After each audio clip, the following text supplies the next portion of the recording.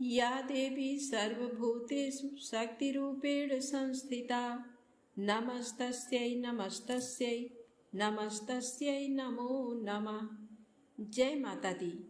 आप सभी का हमारे YouTube चैनल पर हार्दिक स्वागत है। आज नवरात्र के 8वें दिन आइए सुने माता महागौरी की पौराणिक कथा। माँ दुर्गा जी की 8वीं शक्ति का नाम महागौरी है। दुर्गा पूजा के 8वें दिन महागौरी की उपासना का विधान है। नवरात्र में 8वें दिन महागौरी शक्ति की पूजा की जाती है। नाम से प्रकट है कि इनका रूप पूर्णतः गौर वर्ण है। इनकी उपमा शंख, चंद्र और कुंद के फूल से दी गई है। अष्टवर्षा भवेत गौरी, यानी इनकी आयु 8 वर्ष की मानी गई है। इनके सभी आभूषण और वस्त्र श्वेत हैं, इसीलिए उन्हें श्वेतांबर धरा कहा गया है। इनकी 4 भुजाएं हैं और वाहन वृषभ है, इसीलिए वृषारूढ़ा भी कहा गया है। इनके ऊपर वाला दाहिना हाथ अभय मुद्रा है तथा नीचे वाला हाथ त्रिशूल धारण किया हुआ है। ऊपर वाले बाएं हाथ में डमरू धारण कर रखा है और नीचे वाले हाथ में वर मुद्रा है। इनकी पूरी मुद्रा बहुत शांत है। पति रूप में शिव को प्राप्त करने के लिए महागौरी ने कठोर तपस्या की थी। इसी कारण से इनका शरीर काला पड़ गया, परंतु तपस्या से प्रसन्न होकर भगवान शिव ने इनके शरीर को गंगा के पवित्र जल से धोकर कांतिमय बना दिया। उनका रूप गौर वर्ण का हो गया, इसीलिए ये महागौरी कहलाएं। ये अमोघ फलदायिनी हैं और इनकी पूजा से भक्तों के तमाम कलमश धुल जाते हैं। पूर्व संचित पाप भी नष्ट हो जाते हैं। महागौरी का पूजन अर्चन उपासना आराधना कल्याणकारी है। इनकी कृपा से अलौकिक सिद्धियां भी प्राप्त होती हैं। कहते हैं जो स्त्री माँ की पूजा भक्ति भाव सहित करती है, उनके सुहाग की रक्षा देवी स्वयं करती हैं। शिव पुराण में कथा है कि ब्रह्मा जी के आदेशानुसार भगवान शंकर को वरण करने के लिए पार्वती जी ने कठोर तप किया था। ब्रह्मा के आदेशोपरांत महर्षि नारद ने पार्वती को पंचाक्षर मंत्र शिवाय नमः की दीक्षा दी। दीक्षा लेकर पार्वती सखियों के साथ तपोवन में जाकर कठोर तपस्या करने लगी। उनके कठोर तप का वर्णन शिव पुराण में आया है। माता पिता की आज्ञा लेकर पार्वती ने सर्वप्रथम राजसी वस्त्रों और अलंकारों का परित्याग किया। हार को गले से निकालकर मृग चर्म धारण किया और गंगा अवतरण नामक पावन क्षेत्र में सुंदर वेदी बनाकर वे तपस्या में बैठ गईं। भयंकर शीत ऋतु में जल के मध्य रात दिन बैठकर उन्होंने कठोर तप किया। इस प्रकार निराहार रहकर पार्वती जी ने पंचाक्षर मंत्र का जप करते हुए सकल मनोरथ पूर्ण करने वाले भगवान सदाशिव के ध्यान में मन को लगाया। सयानी पार्वती को देखकर माता मैना और पिता हिमालय को पुत्री के विवाह की चिंता हुई। इतने में महर्षि नारद वहां आ गए। नारद जी को घर में आया देखकर राजा रानी ने कन्या के भविष्य के विषय में पूछा। नारद जी ने पार्वती का हाथ देकर भविष्यवाणी की। राजा हिमालय ने प्रश्न में बेटी के अवगुण पहले पूछे थे, किंतु नारद जी ने पहले पार्वती के गुणों का कथन किया। नारद जी चतुर वक्ता हैं, अतः माता पिता से पार्वती के दिव्य गुणों की चर्चा करते हैं। सद्गुणों की एक लंबी सूची नारद जी ने प्रस्तुत की, किंतु जब पार्वती के पिता ने पूछा कि महाराज कुछ दोष हो तो वे भी बतला दें, पुनः नारद जी ने कहा, सुनहु जे अब अवगुण द्विचारी, यानी 2-4 अवगुण भी हैं, उन्हें भी सुन लो।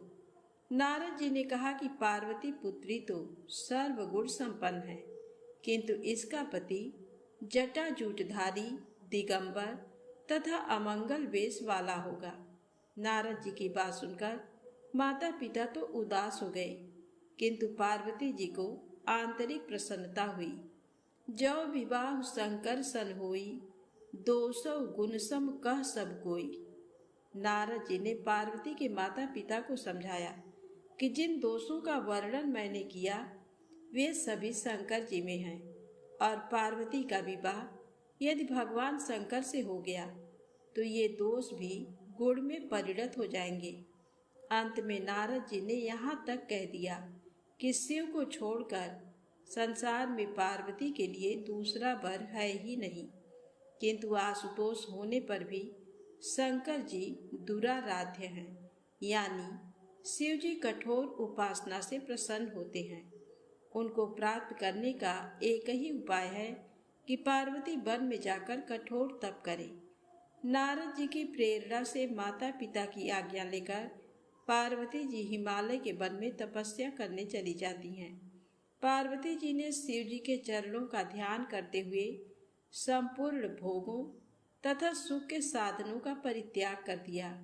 1000 वर्ष तक फल मूल का, 100 वर्ष केवल शाक का आहार किया, कुछ दिन तक पानी का, हवा का आहार किया, कुछ दिन इन्हें भी त्याग कर कठिन उपवास किया। पुनः वृक्ष से गिरी हुई बेल की सूखी पत्तियां खाकर 3000 वर्ष व्यतीत किया। जब पार्वती ने सूखी पत्तियां लेना बंद कर दिया तो उनका नाम अपर्णा पड़ गया। पार्वती की कठोर तपस्या को देखकर आकाशवाणी हुई कि हे देवी, तुम्हारे मनोरथ पूर्ण हो गए, अब तुम हठ छोड़कर घर जाओ, भगवान शंकर से शीघ्र मिलन होगा। और इस प्रकार कठोर तपस्या के बाद माता पार्वती भगवान शिव को पति के रूप में प्राप्त करती हैं। प्रेम से बोले माता महागौरी की जय हो। आइए सुने माँ गौरी से जुड़ी अगली पौराणिक कथा। जब माता पार्वती शिव जी को पति रूप में प्राप्त करने के लिए घोर तप कर रही थी, उनके तप को देखकर देवताओं ने शिव जी से देवी की मनोकामना पूर्ण करने की प्रार्थना की। शिव जी ने पार्वती जी की परीक्षा लेने सप्त ऋषियों को भेजा। सप्त ऋषियों ने शिव जी के सैकड़ों अवगुण गिनाए, पर पार्वती जी को महादेव के अलावा किसी और से विवाह मंजूर न था। विवाह से पहले सभी वर अपनी भावी पत्नी को लेकर आश्वस्त होना चाहते हैं, इसलिए शिव जी ने स्वयं भी पार्वती जी की परीक्षा लेने की ठानी। भगवान शंकर प्रकट हुए और पार्वती को वरदान देकर अंतर ध्यान हुए। इतने में जहाँ वह तप कर रही थी, वहीं पास में तालाब में मगरमच्छ ने एक लड़के को पकड़ लिया। लड़का जान बचाने के लिए चिल्लाने लगा। पार्वती जी से उस बच्चे की चीख सुनी न गई। द्रवित हृदय होकर वह तालाब पर पहुंची। देखती हैं कि मगरमच्छ लड़के को तालाब के अंदर खींचकर ले जा रहा है। लड़के ने देवी को देखकर कहा, मेरी ना तो माँ है, न बाप, ना कोई मित्र। माता, आप मेरी रक्षा करें। पार्वती जी ने कहा, हे ग्राह, इस लड़के को छोड़ दो। मगरमच्छ बोला, दिन के छठे पहर में जो मुझे मिलता है उसे अपना आहार समझकर स्वीकार करना मेरा नियम है। ब्रह्मादेव ने दिन के छठे पहर इस लड़के को भेजा है, मैं इसे क्यों छोड़ूं? पार्वती जी ने विनती की, तुम इसे छोड़ दो, बदले में तुम्हें जो चाहिए वह मुझसे कहो। मगरमच्छ बोला, एक ही शर्त पर मैं इसे छोड़ सकता हूँ। आपने तप करके महादेव जी से जो वरदान लिया, यदि उस तप का फल मुझे दे दोगी तो मैं इसे छोड़ दूंगा। पार्वती जी तैयार हो गई। उन्होंने कहा, मैं अपने तप का फल तुम्हें देने को तैयार हूँ, लेकिन तुम इस बालक को छोड़ दो।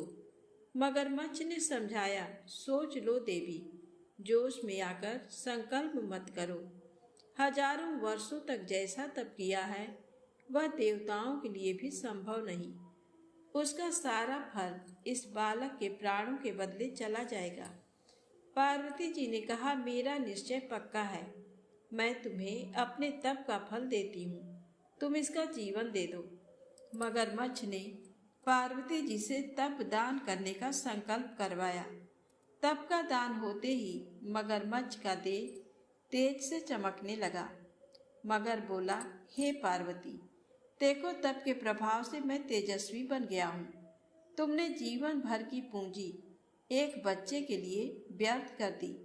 चाहो तो अपनी भूल सुधारने का एक मौका और दे सकता हूँ।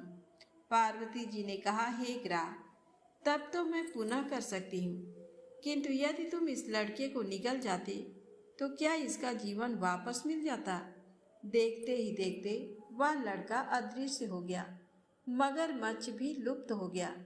पार्वती जी ने विचार किया, मैंने तप तो दान कर दिया है, अब पुनः तप आरंभ करती हूँ। पार्वती ने फिर से तप करने का संकल्प लिया।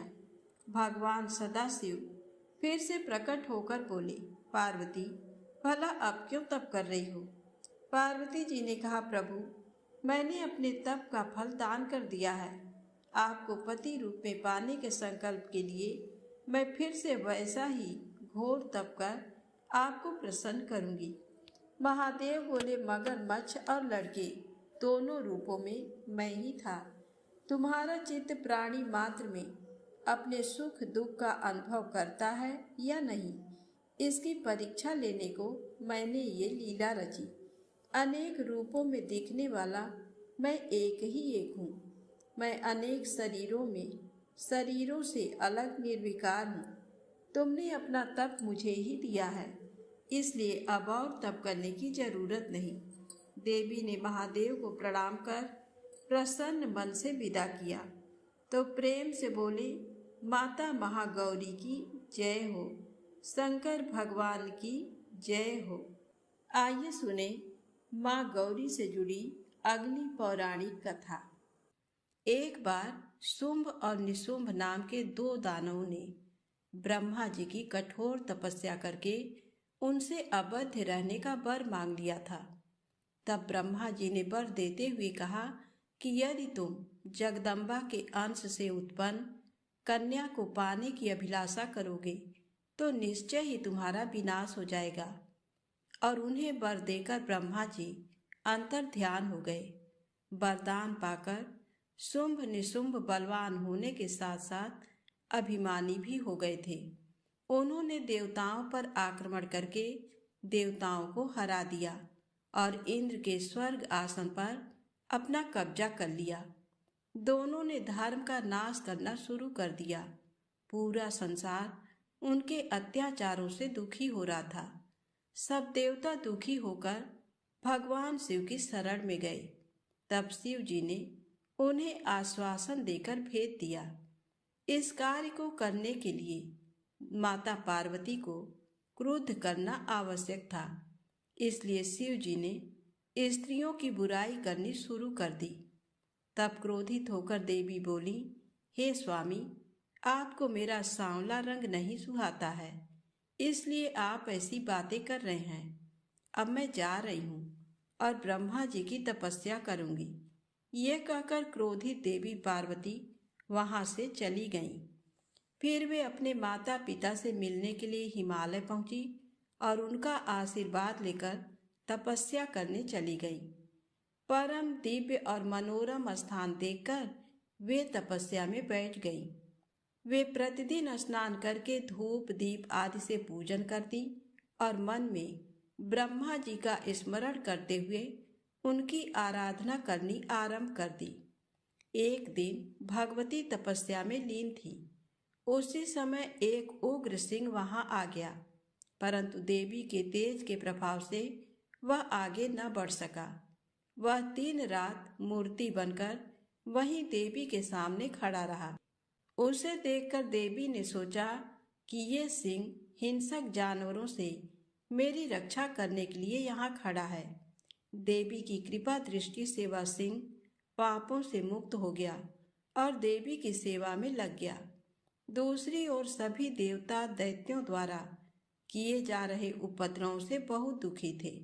बहुत दुखी होकर वे सभी ब्रह्मा जी की शरण में गए और उन्हें अपना दुखड़ा सुनाया।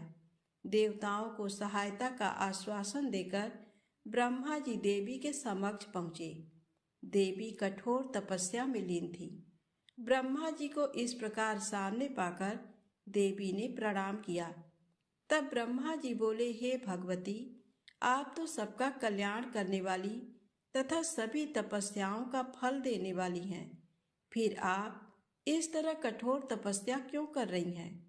तब ब्रह्मा जी के पूछे प्रश्न का उत्तर देते हुए देवी बोली, हे ब्रह्मा जी, सृष्टि के आरंभ में आप भगवान शिव से उत्पन्न हुए हैं, इसलिए आप मेरे पुत्र हैं। प्रजा वृद्धि के लिए भगवान रुद्र आपके मस्तक से प्रकट हुए, इसलिए आप मेरे ससुर हैं। अपना दुख आपको बताकर मैं उससे मुक्त होना चाहती हूँ। मैं अपना काले रंग का शरीर त्याग कर गोरी बनना चाहती हूँ। तब ब्रह्मा जी ने कहा, हे देवी, जैसा आप चाहती हैं वैसा ही होगा। आप अपने काले वर्ण का त्याग कर गौर वर्ण धारण करें। देवी, आपका वही काला वर्ण दैत्यराज शुंभ निशुंभ का वध करके इस संसार को उनके पापों से मुक्त करेगा। तभी देवी ने काले रंग का त्याग कर गोरा रंग धारण कर लिया।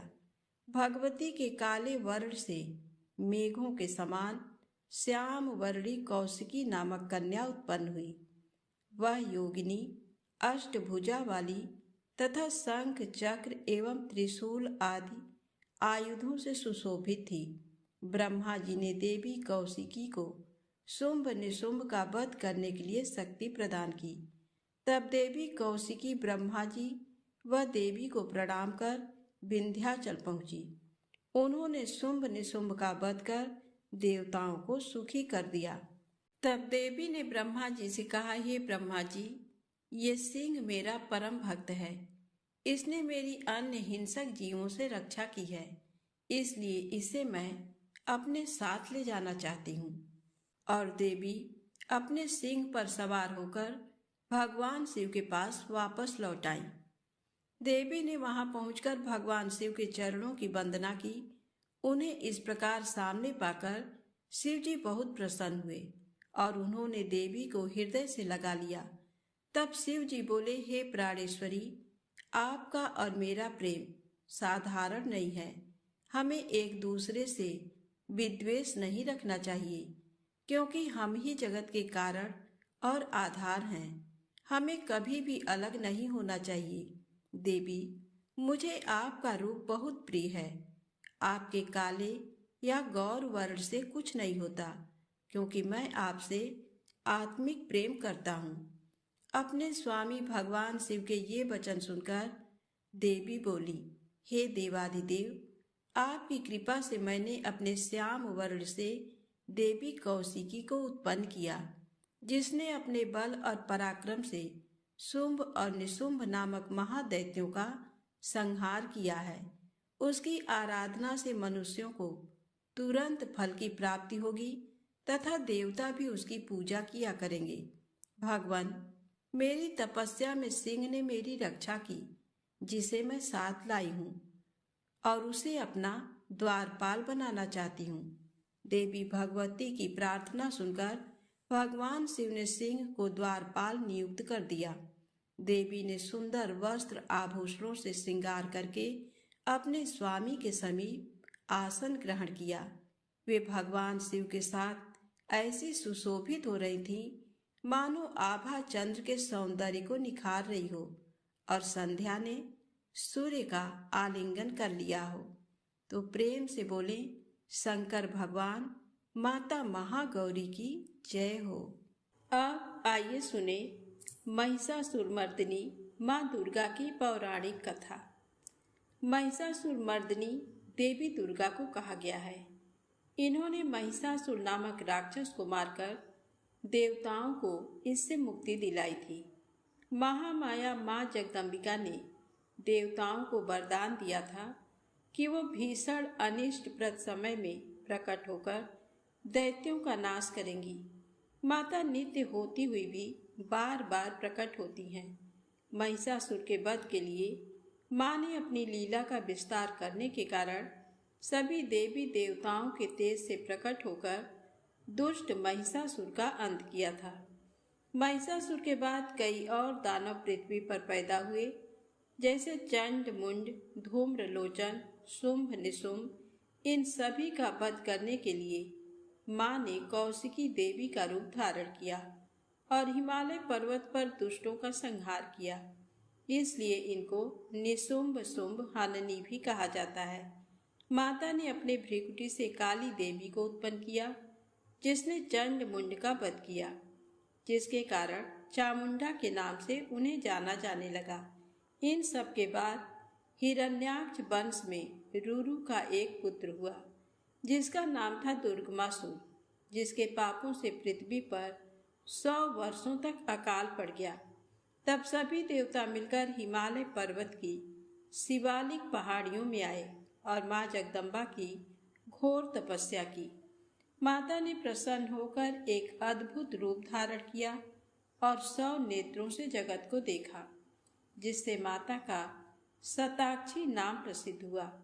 इन्हीं शताक्षी देवी ने अपने शरीर से शाक और सब्जियों को उत्पन्न किया और सभी प्राणियों का पालन पोषण किया। तभी से इनका नाम शाकंभरी देवी प्रसिद्ध हुआ। तब देवी ने देवताओं से पूछा, अब मैं तुम्हारे ऊपर क्या उपकार करूं? तब सभी देवताओं ने विनती की कि दुर्गम द्वारा चुराए गए चारों वेद हमें मिल जाए। तब देवी ने घोर संग्राम किया और दुर्गम दैत्य का वध कर दिया, जिनके कारण शाकंभरी देवी दुर्गा देवी के नाम से भी प्रसिद्ध हो गई। इसके बाद हिमालय पर्वत पर तपस्वियों की रक्षा करने के लिए माँ ने एक भयानक रूप धारण किया और भीमा देवी के नाम से प्रसिद्ध हुई। जब अरुणासुर ने तीनों लोगों को आतंकित किया, तब माता ने असंख्य भ्रमरों का रूप धारण कर उस दैत्य का वध किया। तब इस रूप में देवी को भ्रामरी देवी कहा जाने लगा। अब आइए सुने माता शताक्षी से जुड़ी पौराणिक कथा। प्राचीन काल में दुर्गमासुर नामक महादैत्य के उपद्रव से तीनों लोकों में हाहाकार मच गया और 100 वर्षों तक जल की वर्षा नहीं हुई। संपूर्ण पृथ्वी पर भयंकर अकाल पड़ गया। तब देवता महादेवी का ध्यान, जप, पूजन और स्तुति करने के विचार से हिमालय पर्वत पर गए। देवी के प्रकट होने पर स्तुति करते हुए बोले, महेशानी, घोर संकट उपस्थित है, तुम इससे हमारी रक्षा करो। तब देवी ने अपने अद्भुत रूप के दर्शन कराए, जिनकी देह पर 100 आंखें थीं, चारों भुजाओं में कमल, धनुष, बाण और शाक समूह धारण किए हुए थी। माता के 100 नेत्रों से 9 दिनों तक अश्रु वृष्टि हुई और संपूर्ण धरातल हरी भरी हो गई। नदियां, तालाब आदि जल से परिपूर्ण हो गए। देवी शताक्षी ने उसके बाद दिव्य रूप धारण किया और अपने शरीर से विभिन्न कंद, मूल, शाक, फल इत्यादि प्रकट कर और सब जीवों की भूख को शांत किया और शाकंभरी देवी के नाम से प्रसिद्ध हो गई। भगवान शिव ने उन्मत्त की भांति सती के जले हुए शरीर को कंधे पर रख लिया। वे सभी दिशाओं में भ्रमण करने लगे। शिव और सती के इस अलौकिक प्रेम को देखकर पृथ्वी रुक गई, हवा रुक गई, जल का प्रवाह ठहर गया और रुक गई देवताओं की सांसें। सृष्टि व्याकुल हो उठी।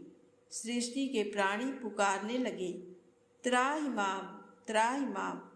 भयानक संकट उपस्थित देखकर सृष्टि के पालक भगवान विष्णु आगे बढ़े।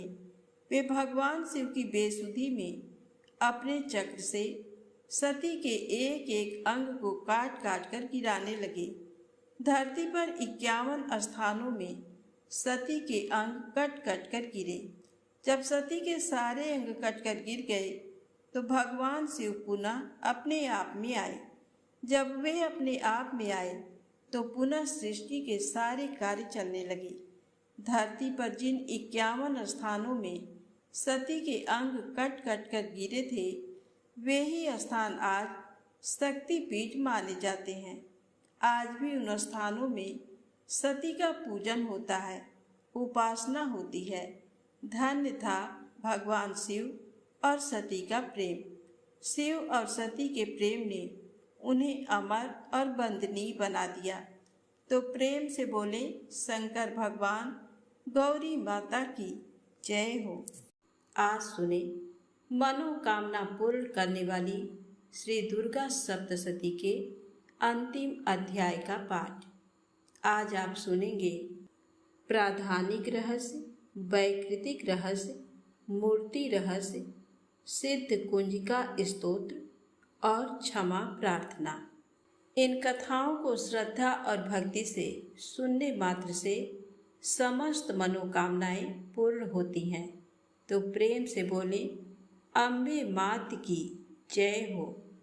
राजा बोले, भगवान आपने चंडिका के अवतारों की कथा मुझसे कही। ब्राह्मण, अब इन अवतारों की प्रधान प्रकृति का निरूपण कीजिए। द्विज श्रेष्ठ, मैं आपके चरणों में पड़ा हूँ। मुझे देवी के जिस स्वरूप की और जिस विधि से आराधना करनी है वह सब यथार्थ रूप से बतलाइए। ऋषि कहते हैं, राजन, ये रहस्य परम गोपनीय है। इसे किसी से कहने योग्य नहीं बताया गया है, किंतु तुम मेरे भक्त हो, इसलिए तुमसे न कहने योग्य मेरे पास कुछ भी नहीं है। त्रिगुणमयी परमेश्वरी महालक्ष्मी ही सबका आदि कारण है। वे ही दृश्य और अदृश्य रूप से संपूर्ण विश्व को व्याप्त करके स्थित हैं। राजन, वे अपनी 4 भुजाओं में मातुलुंग का फल, गदा, खेट एवं पान पात्र और मस्तक पर नागलिंग तथा योनि इन वस्तुओं को धारण करती हैं। तपाए हुए स्वर्ण के समान उनकी कांति है। तपाए हुए स्वर्ण के ही उनके भूषण हैं। उन्होंने अपने तेज से इस शून्य जगत को परिपूर्ण किया है। परमेश्वरी महालक्ष्मी ने इस संपूर्ण जगत को शून्य देखकर केवल तमोगुण रूप उपाधि के द्वारा एक अन्य उत्कृष्ट रूप धारण किया। वह रूप एक नारी के रूप में प्रकट हुआ, जिसके शरीर की कांति निखरे हुए काजल की भांति काले रंग की थी। उसका श्रेष्ठ मुख दाढ़ों से सुशोभित था। नेत्र बड़े बड़े और कमर पतली थी। उसकी 4 भुजाएं ढाल, तलवार, प्याले और कटे हुए मस्तक से सुशोभित थी। वह वक्षस्थल पर कबंध, धड़ तथा मस्तक पर मुंडों की माला धारण किए हुए थी। इस प्रकार प्रकट हुई स्त्रियों में श्रेष्ठ तामसी देवी ने महालक्ष्मी से कहा, माताजी, आपको नमस्कार है। मुझे मेरा नाम और कर्म बताइए। तब महालक्ष्मी ने स्त्रियों में श्रेष्ठ उस तामसी देवी से कहा, मैं तुम्हें नाम प्रदान करती हूँ और तुम्हारे जो जो कर्म हैं उनको भी बतलाती हूँ। महामाया, महाकाली, महामारी, क्षुधा, त्रिषा, निद्रा, तृष्णा, एकवीरा, कालरात्रि तथा दुरत्यया, ये तुम्हारे नाम हैं जो कर्मों के द्वारा लोक में चरितार्थ होंगे। इन नामों के द्वारा तुम्हारे कर्मों को जानकर जो उनका पाठ करता है वह सुख भोगता है।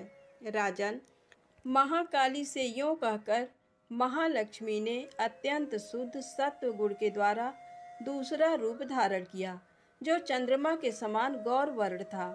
वह श्रेष्ठ नारी अपने हाथों में अक्षमाला, अंकुश, बीड़ा तथा पुस्तक धारण किए हुए थी। महालक्ष्मी ने उसे भी नाम प्रदान किए। महाविद्या, महावाणी, भारती, वाक, सरस्वती, आर्या, ब्राह्मी, कामधेनु, वेदगर्भा और धीश्वरी, ये तुम्हारे नाम होंगे। तदनंतर महालक्ष्मी ने महाकाली और महासरस्वती से कहा, देवियों, तुम दोनों अपने अपने गुणों के योग्य स्त्री पुरुष के जोड़े उत्पन्न करो। उन दोनों से यूँ कहकर महालक्ष्मी ने पहले स्वयं ही स्त्री पुरुष का एक जोड़ा उत्पन्न किया। वे दोनों हिरण्यगर्भ, निर्मल ज्ञान से संपन्न, सुंदर तथा कमल के आसन पर विराजमान थे। उनमें से एक स्त्री थी और दूसरा पुरुष।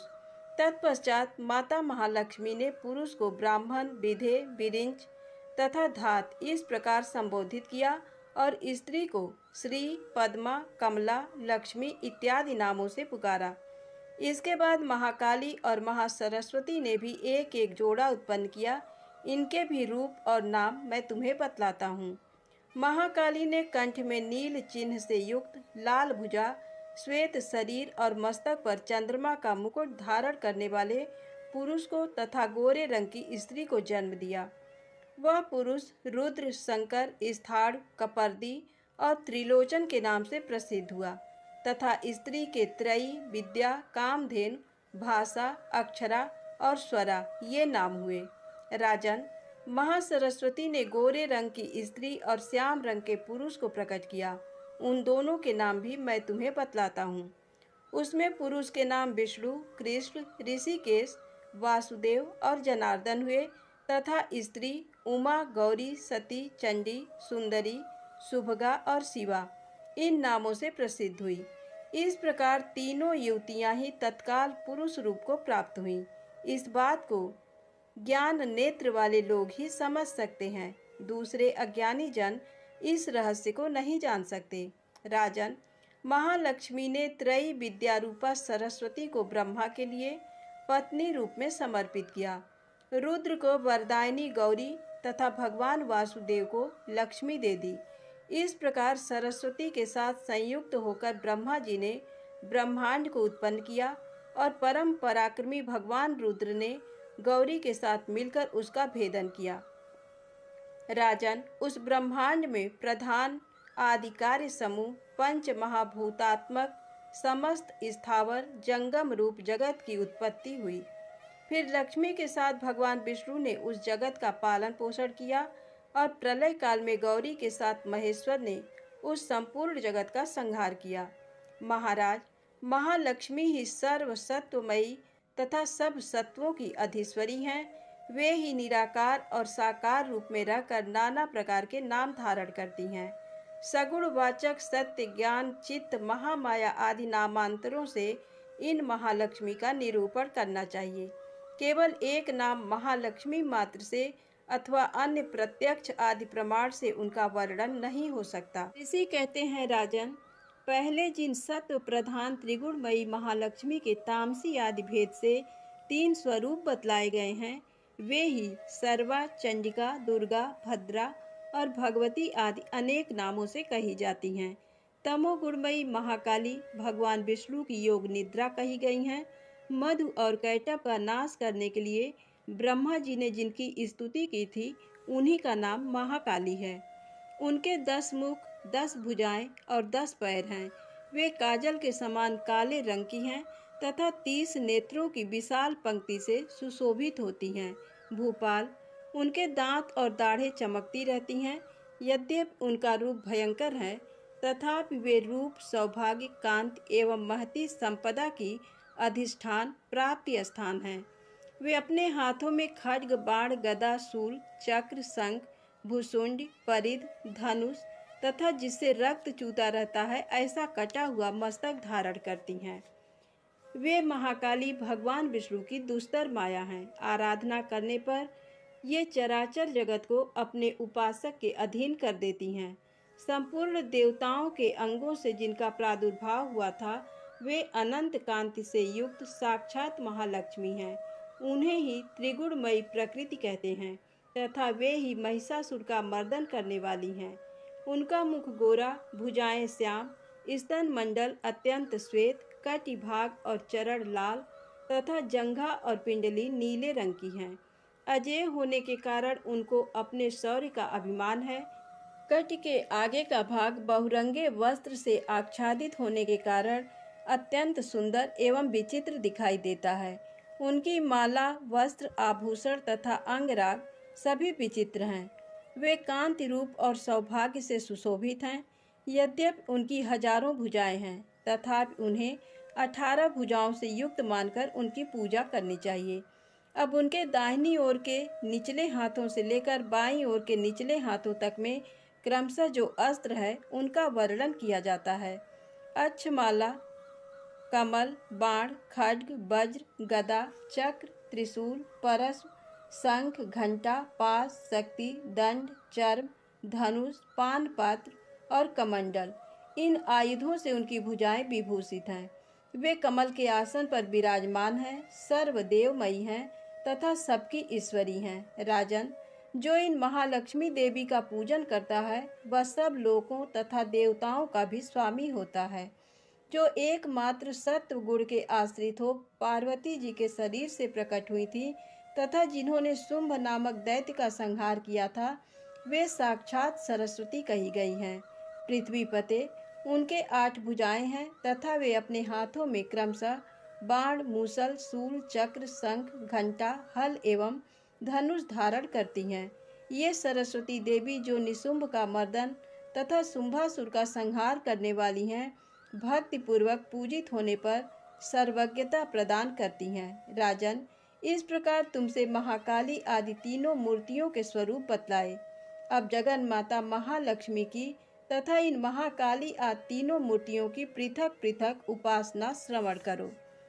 जब महालक्ष्मी की पूजा करनी हो तब उन्हें मध्य में स्थापित करके उनके दक्षिण और वाम भाग में क्रमशः महाकाली और महासरस्वती का पूजन करना चाहिए और पृष्ठ भाग में तीनों युगल देवताओं की पूजा करनी चाहिए। महालक्ष्मी के ठीक पीछे मध्य भाग में सरस्वती के साथ ब्रह्मा का पूजन करें, उनके दक्षिण भाग में गौरी के साथ रुद्र की पूजा करें तथा वाम भाग में लक्ष्मी सहित विष्णु का पूजन करें।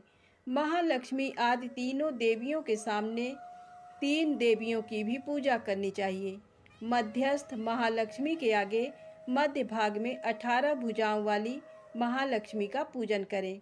उनके वाम भाग में 10 मुखों वाली महाकाली का तथा दक्षिण भाग में 8 भुजाओं वाली महासरस्वती का पूजन करें। राजन, जब केवल 18 भुजाओं वाली महालक्ष्मी का अथवा 10 मुखी काली या अष्टभुजा सरस्वती का पूजन करना हो तब सब अरिष्टों की शांति के लिए इनके दक्षिण भाग में काल की और वाम भाग में मृत्यु की भी भली भांति पूजन करनी चाहिए। जब शुंभासुर का संहार करने वाली अष्टभुजा देवी की पूजा करनी हो तब उनके साथ उनकी 9 शक्तियों का और दक्षिण भाग में रुद्र एवं वाम भाग में गणेश जी का भी पूजन करना चाहिए। ब्राह्मी, माहेश्वरी, कौमारी, वैष्णवी, वाराही, नारसिंही, ऐन्द्री, शिवदूती तथा चामुंडा ये 9 शक्तियाँ हैं। नमो देव्य महादेव्य शिवाय सततम नमः इस स्तोत्र से महालक्ष्मी की पूजा करनी चाहिए तथा उनके 3 अवतारों की पूजा के समय उनके चरित्रों में जो स्तोत्र और मंत्र आए हैं उन्हीं का उपयोग करना चाहिए। 18 भुजाओं वाली महिषासुरमर्दिनी महालक्ष्मी ही विशेष रूप से पूजनीय हैं, क्योंकि वे ही महालक्ष्मी, महाकाली तथा महासरस्वती कहलाती हैं। वे ही पूरे पापों की अधीश्वरी तथा संपूर्ण लोकों की महेश्वरी हैं। जिसने महिषासुर का अंत करने वाली महालक्ष्मी की भक्ति पूर्वक आराधना की है वही संसार का स्वामी है। अतः जगत को धारण करने वाली भक्त वत्सला भगवती चंडिका की अवश्य पूजा करनी चाहिए। अर्घ्य आदि से, आभूषणों से, गंध, पुष्प, अक्षत, धूप, दीप तथा नाना प्रकार के भक्ष्य पदार्थों से युक्त नैवेद्यों से, रक्त सिंचित बलि से, मांस से तथा मदिरा से भी देवी का पूजन होता है। राजन, बलि और मांस आदि से की जाने वाली पूजा ब्राह्मणों को छोड़कर बताई गई है। उनके लिए मांस और मदिरा से कहीं भी पूजा का विधान नहीं है। प्रणाम आचमन के योग्य जल, सुगंधित चंदन, कपूर तथा तांबुल आदि सामग्रियों को भक्ति भाव से निवेदन करके देवी की पूजा करनी चाहिए। देवी के सामने बाएं भाग में कटे मस्तक वाले महादैत्य महिषासुर का पूजन करना चाहिए, जिसने भगवती के साथ सायुज्य प्राप्त कर लिया। इसी प्रकार देवी के सामने दक्षिण भाग में उनके वाहन सिंह का पूजन करना चाहिए, जो संपूर्ण धर्म का प्रतीक एवं खड्गविद ऐश्वर्य से युक्त है। उसी ने इस चराचर जगत को धारण कर रखा है। तदनंतर बुद्धिमान पुरुष एकाग्र चित्त हो देवी की स्तुति करें, फिर हाथ जोड़कर तीनों पूर्वोक्त चरित्रों द्वारा भगवती का स्तवन करें। यदि कोई एक ही चरित्र से स्तुति करना चाहे तो केवल मध्यम चरित्र के पाठ से कर लें, किंतु प्रथम और उत्तर चरित्रों में से एक का पाठ न करें। आधे चरित्र का भी पाठ करना मना है। जो आधे चरित्र का पाठ करता है उसका पाठ सफल नहीं होता। पाठ समाप्ति के बाद साधक प्रदक्षिणा और नमस्कार कर तथा आलस्य छोड़कर जगदम्बा के उद्देश्य से मस्तक पर हाथ जोड़े और उनसे बारंबार त्रुटियों या अपराधों के लिए क्षमा प्रार्थना करे। सप्तशती का प्रत्येक श्लोक मंत्र रूप है। उससे तिल और घृत मिली हुई खीर की आहुति दें अथवा सप्तशती में जो स्तोत्र आए हैं उन्हीं के मंत्रों से चंडिका के लिए पवित्र हविष्य का हवन करें। होम के पश्चात एकाग्रचित्त हो महालक्ष्मी देवी के नाम मंत्रों का उच्चारण करते हुए पुनः उनकी पूजा करें। तत्पश्चात मन और इंद्रियों को बस में रखते हुए हाथ जोड़ विनीत भाव से देवी को प्रणाम करें और अंतःकरण में स्थापित करके उन सर्वेश्वरी चंडिका देवी का देर तक चिंतन करें। चिंतन करते करते उन्हीं में तन्मय हो जाए। इस प्रकार जो मनुष्य प्रतिदिन भक्तिपूर्वक परमेश्वरी का पूजन करता है वह मनोवांछित भोगों को भोग कर अंत में देवी का सायुज्य प्राप्त करता है। जो भक्तवत्सला चंडी का प्रतिदिन पूजन नहीं करता, भगवती परमेश्वरी उसके पुड़ियों को जलाकर भस्म कर देती हैं। इसलिए राजन, तुम सर्वलोक महेश्वरी चंडिका का शास्त्रोक्त विधि से पूजन करो, उससे तुम्हें सुख मिलेगा। ऋषि कहते हैं, राजन, नंदा नाम की देवी जो नंद से उत्पन्न होने वाली हैं, उनकी यदि भक्तिपूर्वक स्तुति और पूजा की जाए तो वे तीनों लोकों को उपासक के अधीन कर देती हैं। उनके श्रीअंगों की कांति कनक के समान उत्तम है। वे सुनहरे रंग के सुंदर वस्त्र धारण करती हैं। उनकी आभा सुवर्ण के तुल्य है तथा वे सुवर्ण के ही उत्तम आभूषण धारण करती हैं। उनकी 4 भुजाएं कमल, अंकुश, पाश और शंख से सुशोभित है। वे इंदिरा, कमला, लक्ष्मी, श्री तथा सुवर्णमय कमल के आसन पर विराजमान आदि नामों से पुकारी जाती हैं। निष्पाप नरेश, पहले मैंने रक्त दंतिका का नाम से जिन देवी का परिचय दिया है, अब उनके स्वरूप का वर्णन करूंगा, सुनो। वह सब प्रकार के भयों को दूर करने वाली हैं। वे लाल रंग के वस्त्र धारण करती हैं। उनके शरीर का रंग भी लाल ही है और अंगों के समस्त आभूषण भी लाल रंग के हैं। उनके अस्त्र, शस्त्र, नेत्र, सिर के बाल, तीखे नख और दांत सभी रक्त वर्ण के हैं। इसलिए वे रक्त दंतिका कहलाती हैं और अत्यंत भयानक दिखाई देती हैं।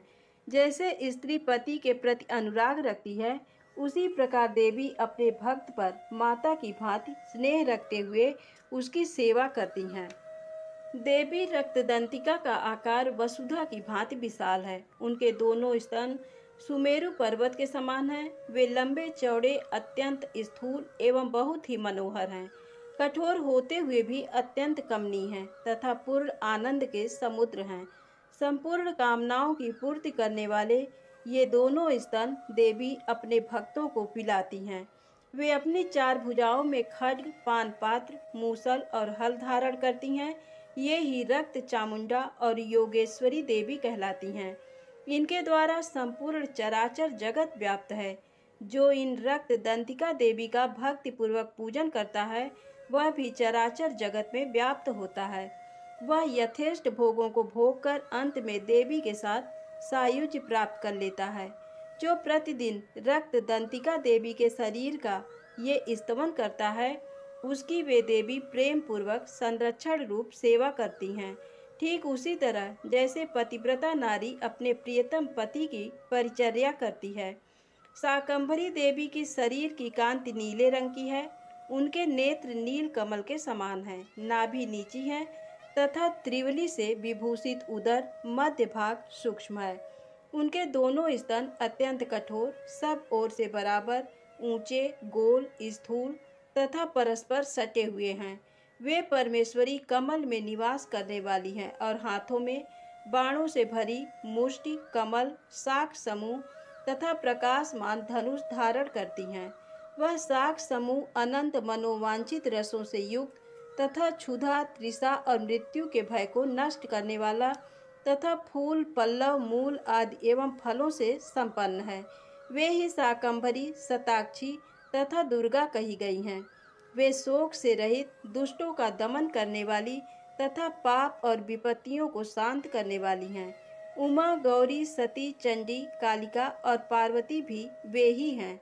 जो मनुष्य शाकंभरी देवी की स्तुति, ध्यान, जप, पूजा और वंदन करता है, वह शीघ्र ही अन्न, पान एवं अमृत रूप अक्षय फल का भागी होता है। भीमा देवी का वर्ण भी नील ही है। उनकी दाढ़ें और दांत चमकते रहते हैं। उनके नेत्र बड़े बड़े हैं। स्वरूप स्त्री का है। स्तन गोल गोल और स्थूल हैं। वे अपने हाथों में चंद्रहास नामक खड्ग, डमरू, मस्तक और पान पात्र धारण करती हैं। वे ही एक वीरा, कालरात्रि तथा कामदा कहलाती हैं और इन नामों से प्रशंसित होती हैं। भ्रामरी देवी की कांति विचित्र अनेक रंग की है। वे अपने तेजो मंडल के कारण दुर्धर्ष दिखाई देती हैं। उनका अंगराग भी अनेक रंग का है तथा वे चित्र विचित्र आभूषणों से विभूषित हैं। चित्र, भ्रमर, पाण और महामारी आदि नामों से उनकी महिमा का गान किया जाता है। राजन, इस प्रकार जगन माता चंडिका देवी की ये मूर्तियां बतलाई गई हैं, जो कीर्तन करने पर कामधेनु के समान संपूर्ण कामनाओं को पूर्ण करती हैं। ये परम गोपनीय रहस्य है। इसे तुम्हें दूसरे किसी को नहीं बतलाना चाहिए। दिव्य मूर्तियों का ये आख्यान मनोवांछित फल देने वाला है, इसलिए पूर्ण प्रयत्न करके तुम निरंतर देवी के जप आराधन में लगे रहो। सप्तशती के मंत्रों के पाठ मात्र से मनुष्य 7 जन्मों में उपार्जित ब्रह्म हत्या सदृश घोर पातकों एवं समस्त कलमशों से मुक्त हो जाता है। इसलिए मैंने पूर्ण प्रयत्न करके देवी के गोपनीय से भी अत्यंत गोपनीय ध्यान का वर्णन किया है, जो सब प्रकार के मनोवांछित फलों को देने वाला है। उनके प्रसाद से तुम सर्वमान्य हो जाओगे। देवी सर्व रूपमयी हैं तथा संपूर्ण जगत देवीमय है। अतः मैं उन विश्वरूपा परमेश्वरी को नमस्कार करता हूँ। सिद्ध कुंजिका स्तोत्रम। शिव जी बोले, देवी सुनो, मैं उत्तम कुंजिका स्तोत्र का उपदेश करूँगा, जिस मंत्र के प्रभाव से देवी का जप पाठ सफल होता है। कवच, अर्गला, कीलक, रहस्य, सूक्त, ध्यान, न्यास, यहाँ तक कि अर्चन भी आवश्यक नहीं है। केवल कुंजिका के पाठ से दुर्गा पाठ का फल प्राप्त हो जाता है। ये कुंजिका अत्यंत गुप्त और देवों के लिए भी दुर्लभ है। हे पार्वती, इसे स्वयोनि की भांति प्रयत्न पूर्वक गुप्त रखना चाहिए। ये उत्तम कुंजिका स्तोत्र केवल पाठ के द्वारा मारण, मोहन, वशीकरण, स्तंभन और उच्चाटन आदि अभिचारिक उद्देश्यों को सिद्ध करता है। ओम ऐं ह्रीं क्लीं चामुंडाय विच्चे। ओम ग्लौं हूं क्लीं जुं सः ज्वालय ज्वालय। ज्वल ज्वल प्रज्वल प्रज्वल। ऐं ह्रीं क्लीं चामुंडाय विच्चे। ज्वल हन सं लं छं फट स्वाहा। मंत्र में आए बीजों का अर्थ जानना न संभव है, न आवश्यक और न वांछनीय, केवल जप पर्याप्त है। हे रुद्र स्वरूपिणी, तुम्हें नमस्कार है। हे मधुदैत्य को मारने वाली, तुम्हें नमस्कार है। हे कैटभ विनाशिनी, तुम्हें नमस्कार है। महिषासुर को मारने वाली देवी, तुम्हें नमस्कार है। शुंभ का हनन करने वाली और निशुंभ को मारने वाली, तुम्हें नमस्कार है। हे महादेवी, मेरे जप को जागृत और सिद्ध करो। अहंकार के रूप में सृष्टि स्वरूपिणी, ह्रीं के रूप में सृष्टि पालन करने वाली, क्लीं के रूप में काम रूपिणी तथा निखिल ब्रह्मांड की बीज स्वरूपिणी देवी, तुम्हें नमस्कार है। चामुंडा के रूप में चंड विनाशिनी और ययकार के रूप में तुम वर देने वाली हो। विच्चे रूप में तुम नित्य ही अभय देती हो। इस प्रकार ऐं ह्रीं क्लीं चामुंडाय विच्चे, तुम इस मंत्र का स्वरूप हो। धान धीन धूं के रूप में धूर्जटी, शिव की तुम पत्नी हो। वां वी वूं के रूप में तुम वाणी की अधीश्वरी हो। क्रांग क्रिंग क्रूं के रूप में कालिका देवी, शान सिंह सू के रूप में मेरा कल्याण करो।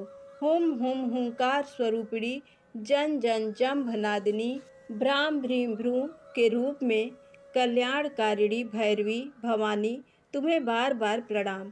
अंकम चंटम तंपम वैंसम वीदुम ऐवी हंछम धिजाग्रम धिजाग्रम, इन सबको तोड़ो और दीप्त करो। स्वाहा। पाम पिम्पू के रूप में तुम पार्वती पूर्णा हो। खांग खिंग खूं के रूप में तुम खेचरी आकाशचारिणी अथवा खेचरी मुद्रा हो।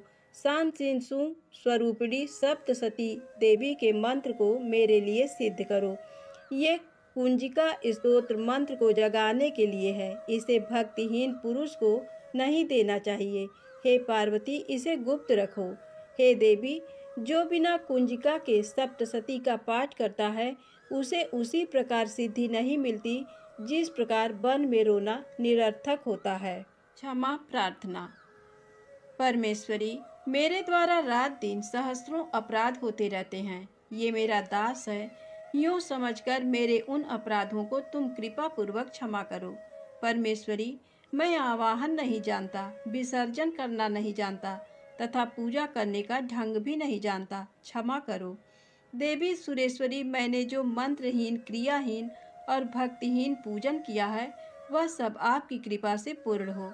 सैकड़ों अपराध करके भी जो तुम्हारी शरण में जा जगदम्ब कहकर पुकारता है, उसे वह गति प्राप्त होती है जो ब्रह्मा आदि देवताओं के लिए भी सुलभ नहीं है।